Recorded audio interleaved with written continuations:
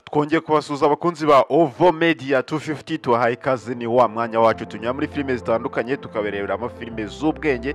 Ni igitonde kirekire kiba kiriho filime nyinshi, ariko nk'uko mubizi hano kuri Ovo Media 250 dufata umwanya tukanyura muri byo filime tukagukoreramo agatonde ka filime nkeya cyane ariko z'indobano udakwiye gucikwa. Niba ukunda filime, niba uri umukunzi wa filime cyangwa se umurebyi wazo, by'umwihariko filime za action movies, niba ukunda filime zari hakurya cyane cyane Hollywood, bana nanjye muri iki kiganiro. Kora subscribe YouTube channel yacu kugira ngo tunyane muri izo filime, ubundi tubone kugaruka muri ya content yacu tubabwira ibyagasobanuye uko byifashe.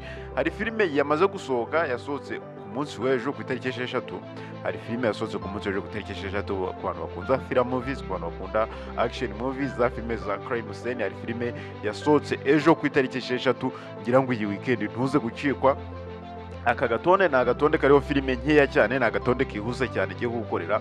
Ndakubwira ngo ntikagucike niba ukunda filime ukwiye kureba muri iyi weekend, muri minsi uko ari ibiri, uyu munsi kwa gatandatu n'ejo ku cyumweru. Mpereye ku nshyashya cyane, hari filime yasohotse ejo yitwa Baron Cove. Baron Cove ni filime nziza cyane yasohotse ku itariki 6 z'ukwezi kwa gatandatu, ejo umunsi w'ejo. Ni filime nziza cyane, akaba ari filime yasohotse itunganyijwe n'undi hariya Hollywood muri Amerika. Ni agafilime keza cyane ku bantu bakunda filime za action movies, ku bantu bakunda film movies za filime nkubwira ni iyi filime rwose nuyicikura buhombye. Iyi filime yitwa Baron Cove ni filime nziza cyane rwose. Ngiye namaze kuyinyuzamo amaso, namaze kuyirana vuga ni iyi filime rwose abantu ibaze ko iyi filime ari itumye nkora iki kiganiro. Iyo na filime yindi ku bantu bakunda drama movies, iyo na filime yindi yitwa Big Deal. Big Deal ni filime yasohotse ejo. Ubundi ari filime narayindebye nimugora mpita mvuga ni iki kiganiro murabizi nari maze iminsi ntabatamo, ariko nazirebye nimugora mpita mvuga ni kabisa rwose abantu banye ngombe mbarabure. Ari filime yitwa Baron Cove, ari filime yitwa Big Deal, ari filime yitwa Dangerous Animal. Iyi filime ya Dangerous Animal nayo ni umwe mu film movies muri za filime z'ubwenge ku bantu bakunda warakunze filime nka Megalodon. Iyi filime ya Dangerous Animal ni filime nziza cyane udakwiye gucikwa. Kuri ubu rero nayo ikaba yarasohotse ku itariki ejo, nayo yamaze kugera hanze. Ku bantu bakunda za filime ziteye ubwoba, filime z'ibinyamaswa byo mu nyanja, filime ya Dangerous Animal ni imwe muri filime nziza cyane. Ku bantu bakunda filime rero noneho za romantique, ku bantu bakunda udufilime rwose, ku bantu bakunda udufilime tw'urukundo, ndakubwira agafilime kitwa Emanuela.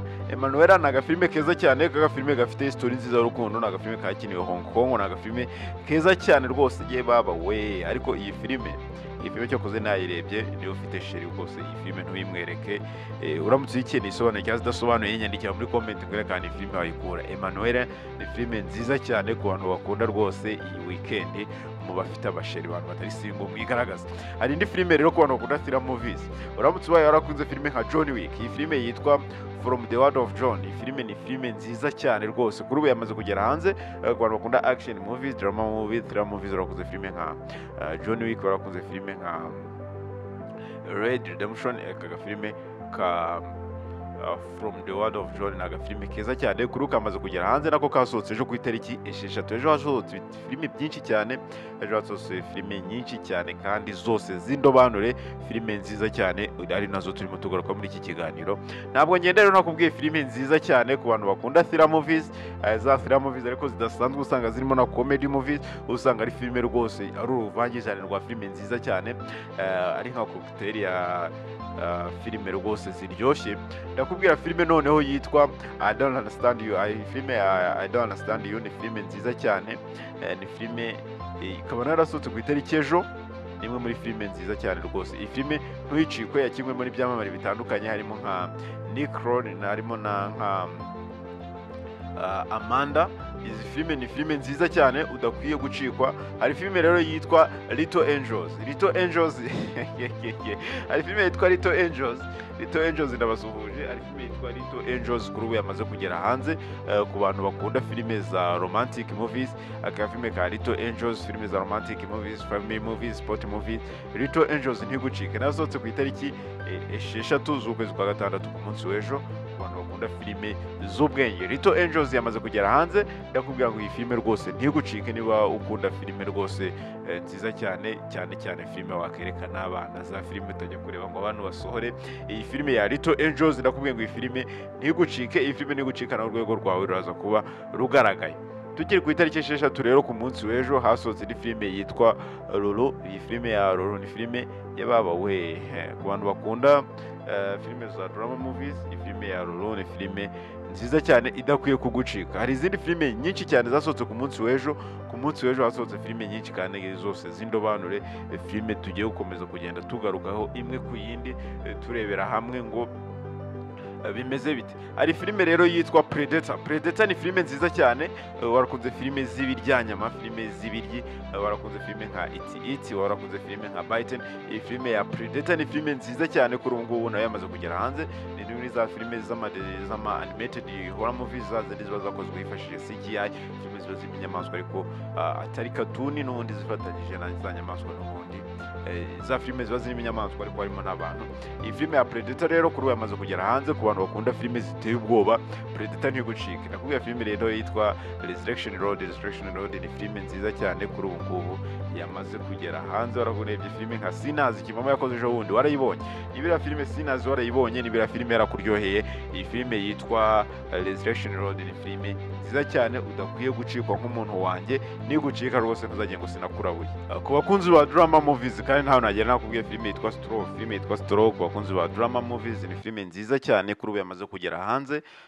Ku bantu bakunda udufilime rwose tw'ababyeyi, Single Mothers na filime kiza cyane. Kano gafilime ka Straw kamaze kugera hanze, ngewe nakarebye. Niba ukunda filime zo kubona umubyeyi ari gusavayivinga, ari gustragoringa, wararebye filime nka Mama, warakurebye filime nka The Mother, agafilime ka Straw. Ku bantu bakunda filime aba feminist ndabasuje cyane, kano gafilime ka Straw ntibakagucike. Nimwe muri filime nziza cyane rero zasohotse ku munsi w'ejo, kuri ubu kamaze kugera hanze on Netflix original series wakareba. Hari no ku zindi websites zitandukanye, nyandikira muri comment nkubwira ahantu ushobora gukura ka Straw. Siyo yonyine rero, hari filime yitwa The Atronite. Atronite maze iminsi nyikubwira kuri ubu yamaze kugera hanze nayo yasohotse ku munsi w'ejo. The Atronite ni filime nziza cyane kuri ubu ngubu iri hanze, uramutse uyikeneye rwose ku bantu bakunda action movies, filime z'amagangster. Ni filime nziza cyane kuri ubu ngubu yamaze kugera hanze. Dore reka dusimbukire kuri iyi filime. Iyi filime narayibabwiye, filime The Gardener. The Gardener narayikubwiye, ni filime nziza cyane. Hari The Gardener rimwe, hari The Gardener kabiri, kuri ubu ngubu The Gardener na gatatu nayo yamaze kugera hanze. Uramutse uyikeneye wowe nyandikira muri comment kugira ni filime ya The Gardener uyikura. Nimwe muri filime nziza cyane. Na filime yitwa The Life of Chuck, nimwe muri zindi filime nziza cyane ku bantu bakunda horror movies. Rero nagenda nakubwiye filime yitwa The Little. The Little ni filime nziza cyane nayo kuri ubu ngubu iri hanze. Uramutse uyikeneye wowe nyandikira aho ngaho muri comment kugira ngo iyi filime The Little urayikura hehe. Reka rero dufungure urutonde rwacu rw'uyu munsi. Ndagira ngo dufungire kuri aka gafilime. Aka gafilime kitwa Everybody Loves Sunshine. Ni agafilime keza cyane kuri ubu ngubu kari hanze ku bantu bakunda action movies, ku bantu bakunda filime za crime scene. Ni agafilime keza cyane nako kasohotse ku itariki 3 z'uku kwezi kwa gatandatu. Iyi filime ya Everybody Loves Sunshine ni agafilime keza cyane kuri ubu ngubu kari hanze. Uramutse ugakeneye wowe nyandikira muri comment nkubwire ngo kano gafilime uraza kugakura hehe. Gumana natwe hano kuri Ovo Media 250 urutonde rwa filime nyinshi zitandukanye tugiye kugenda tugutamo. Ndaje mu kanya ngusohore urutonde rwa filime z'impinde zamaze kugera hanze. Ku bantu bakunda uduhinde rwose ndaje ngusohore urutonde rwa filime z'impinde zamaze kugera hanze. Uko mubizi hano kuri Ovo Media 250 n'ubundi tugenda tubarabura buri kanya. Nakubwiye filime yitwa Jeta, kuri ubu ngubu yamaze kugera hanze. Ukasobona films.com wayihabona. Nakubwiye filime yitwa Scandal nayo mwarebonye ko ejo bundi yasohotse. Hari n'izindi filime, n'urutonde rwa filime nyinshi cyane zitandukanye tugenda tubatamo. Abakunzi b'impinde ndaje mu kanya mbabwire, abakunzi ba b'inyafilipine ndaje mu kanya mbarabure. Ariko mujye mureka kwigwa mwose muri kureba filime bibi ngo filime nziza ntaho zigisohoka.